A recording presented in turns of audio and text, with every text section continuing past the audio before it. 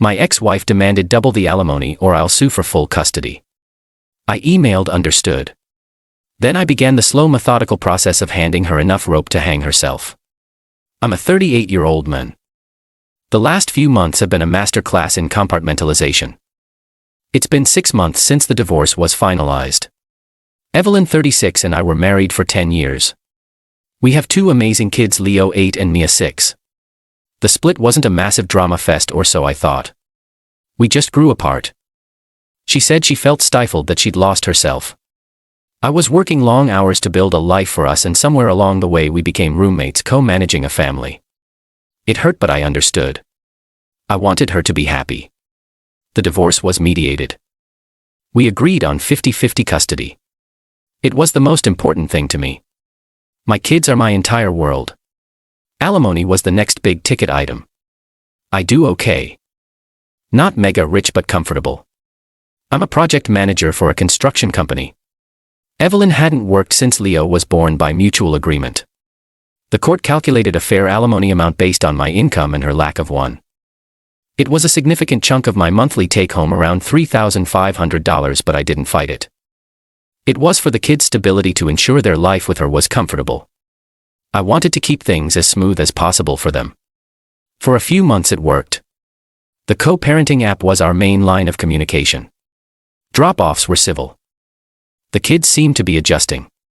I was adjusting. I was finally starting to breathe again, to feel like myself outside of being a husband. Then last week I got the email. The subject line was just urgent alimony and custody. The email itself was short, sharp, and felt like a punch to the gut. It was from Evelyn. Market began. No warm-up. No preamble. The current alimony is not sufficient for me to provide a suitable home for the children. I have consulted with a new lawyer and I am requesting an immediate increase to $7,000 a month.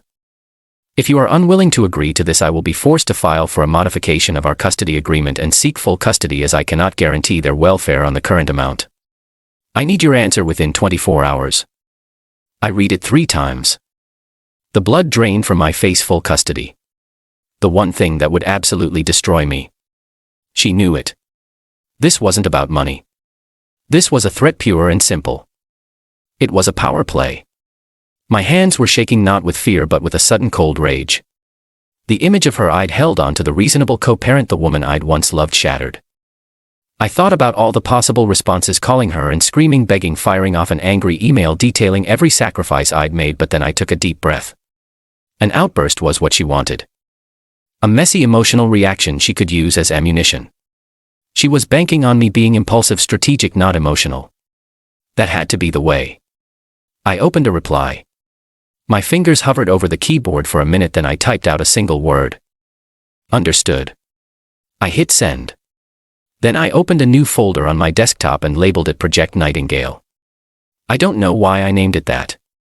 It just sounded serene. The opposite of how I felt. Update 1. Hey everyone. The comments on my original post were a lifeline. A lot of you said to lawyer up and dig, and that's exactly what I did. The understood email was me buying time. Her 24-hour deadline came and went. She sent a follow-up email that just said I ignored it. Let her wonder. Evelyn's mistake was thinking I was the same predictable, slightly weary man she divorced. She forgot that I'm a project manager. My entire job is about documentation, evidence, and anticipating problems. You don't start demolition without knowing exactly what's behind the wall. The first place I looked was where every entitled person hangs their dirty laundry for the world to see. Social media. Evelyn's accounts are private, but that's a flimsy lock. I created a new anonymous Instagram account, blank profile pic, nonsensical username. Then I went through her public followers list and found a few of her newer friends, the ones from her yoga class and a book club she'd recently joined. I sent follow requests to about 10 of them. For 2 days, nothing. The silence was maddening. Every notification on my phone made my heart jump. Then one accepted, then another. By the end of the week I had a small window into her world. It was like striking gold, or in this case a vein of pure unadulterated deceit. Her profile was a highlight reel of a life that $3,500 a month in alimony plus a supposed zero income couldn't possibly fund. Exhibit A: the boyfriend. I knew she was dating someone. She'd mentioned a guy named Julian. What she hadn't mentioned was that Julian 40s looks it is apparently a day trader and lifestyle consultant. LOL. His own public profile was a cringe fest of leased sports cars, motivational quotes, and pictures of expensive dinners. Exhibit B: the secret business. Evelyn had started her own little side hustle, a boutique interior design consultancy. It was all over her post, pictures of Swatch's client mood boards and a few posts thanking clients for trusting her with their forever homes. There were even screenshots of glowing text message reviews. She was clearly getting paid under the table. Cash deals, nothing declared. I cross-referenced the names of the clients she thanked. A quick search showed a couple of them owned prominent local businesses, not small-time gigs. Exhibit C: the lifestyle creep. The last 3 months were a whirlwind of spending. A weekend trip to a vineyard resort, rooms start at $800 tonight. A new designer handbag she posed with, which a quick search revealed cost north of $2,000. Photos of her and Julian at a high-end restaurant where the tasting menu is $300 a head. The caption: he spoils me.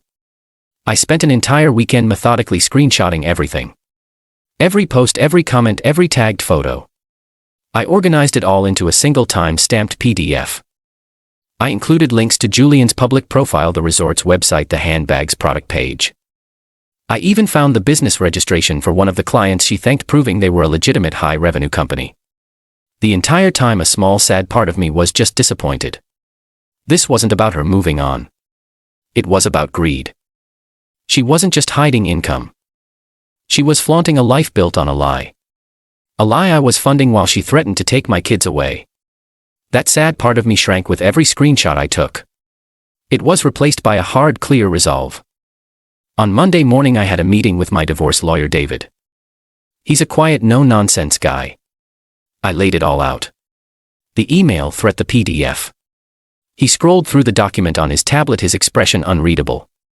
After 5 long minutes of silence, he looked up at me. "Mark," he said slowly, this is a gift, but a gift we have to handle carefully.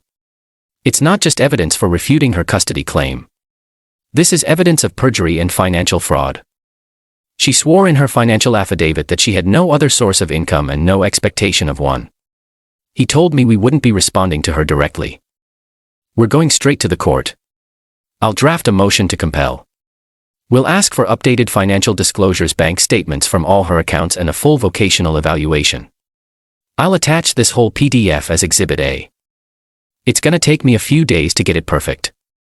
Once we file it, she'll be served, and then the clock starts ticking on her end. Waiting for him to draft it was hell. Every day felt like a year, but I knew he was right. This had to be perfect. Update 2. The motion was filed about 2 weeks ago. For a full week after that, nothing. Absolute silence. It was the most nerve-wracking week of my life. I knew she had been served the papers. I could only imagine the explosion on the other end. The silence felt more threatening than an angry phone call. It meant she was planning, strategizing. Then last week my phone started blowing up. A string of increasingly frantic texts from Evelyn. "Evelyn, what the hell did you do? My lawyer just called me. You're trying to ruin me. Are you seriously spying on me? Going through my private things? This is harassment, Mark. You're taking food out of your children's mouths. This is what you think is best for them. A bitter, vengeful father." I didn't reply to a single one. David had been clear. Do not engage. All communication goes through me. Anything you say can and will be twisted. Then came the phone call. I was putting the kids to bed when my phone rang. It was Julian. I'd never spoken to the guy before. I let it go to voicemail. His message was a piece of work. A weird mix of faux friendly bro talk and veiled threats. "Hey Mark. Julian here. Listen, buddy. I think there's been a big misunderstanding. Evelyn is a great mom and she's just trying to do what's best. This legal stuff, it's messy. You know.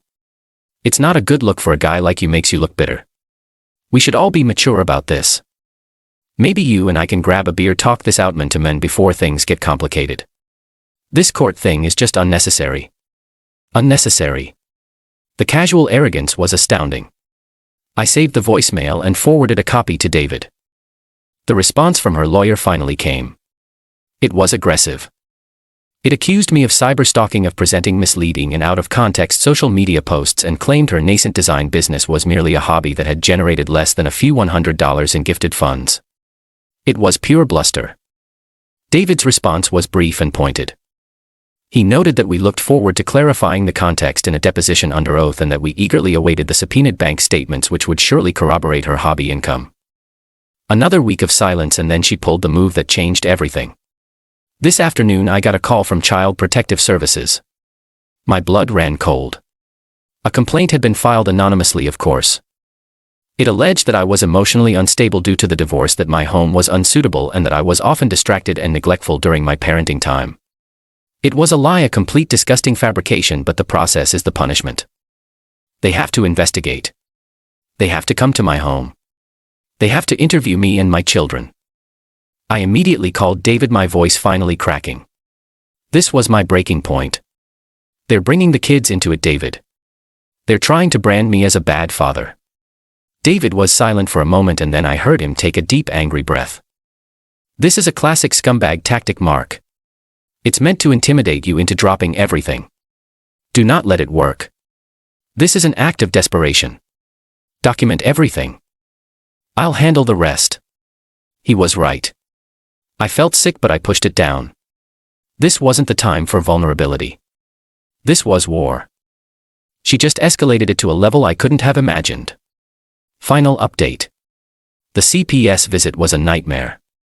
A kind but weary-looking woman came to my apartment. She toured every room, looked in the fridge, checked the kids' rooms. She spoke to me for half an hour, then she spoke to Leo and Mia separately in a very gentle, age-appropriate way. It was the most stressful hour of my entire life. Watching my kids have to answer questions from a stranger about their life with me because of their mother's malicious lies, it lit a fire in me that will never go out. The caseworker told me before she left that the claim seemed entirely unfounded, but that protocol dictated the case would remain open for a 30-day review period. Another month of this hanging over my head. Another month of potential surprise visits. The stress was immense. That CPS call was her checkmate move, or so she thought.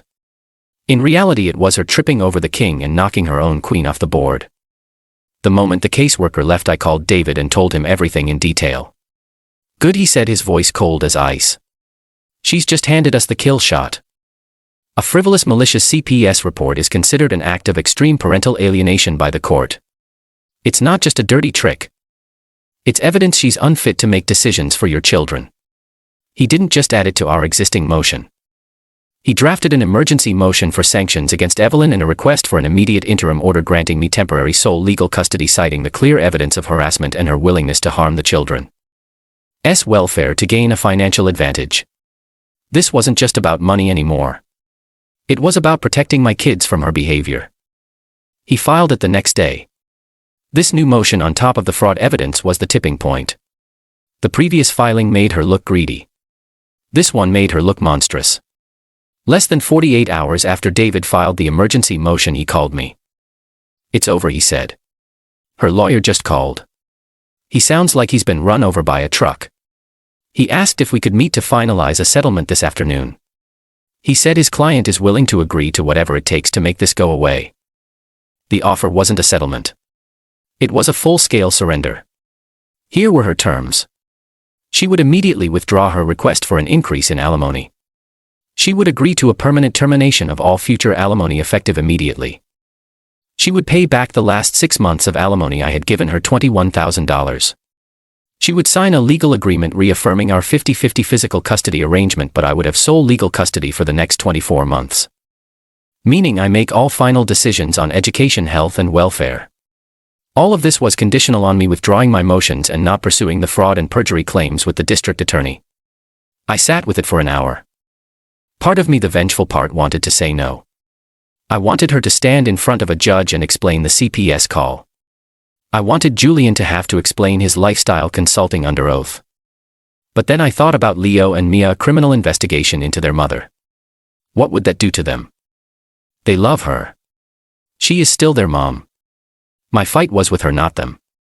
Protecting them meant ending this, not destroying her for my own satisfaction. The sole legal custody was the ultimate protection. I called David back. Take the deal, I said. but add one thing: she pays every cent of my legal fees. He did. They agreed without a single counteroffer. We signed the papers last week. I transferred the $21,000 she paid back into separate trust funds for Leo and Mia. It's their money, tainted as it is. Maybe it can help them build a better future. I got one last text from her after the papers were signed. "Evelyn, I hope you're happy." I didn't reply because the truth is I'm not happy. I'm relieved. I'm secure. I know my children are safe. I know I won't be financially bled dry to fund a fantasy, but the happiness is gone. The trust is gone. I look at her now during drop-offs and I don't see the woman I married. I see a stranger who is willing to burn our children's world down for a bigger handbag. I heard through a mutual friend that Julian left her. Apparently a girlfriend with no income, a looming tax bill from her hobby, and who had lost legal control over her kids wasn't part of his lifestyle brand. She's had to move into a small apartment and is working retail. I don't feel joy at her downfall. I just feel nothing. She's a stranger now. Last night the kids and I just ordered pizza and watched a movie. Simple.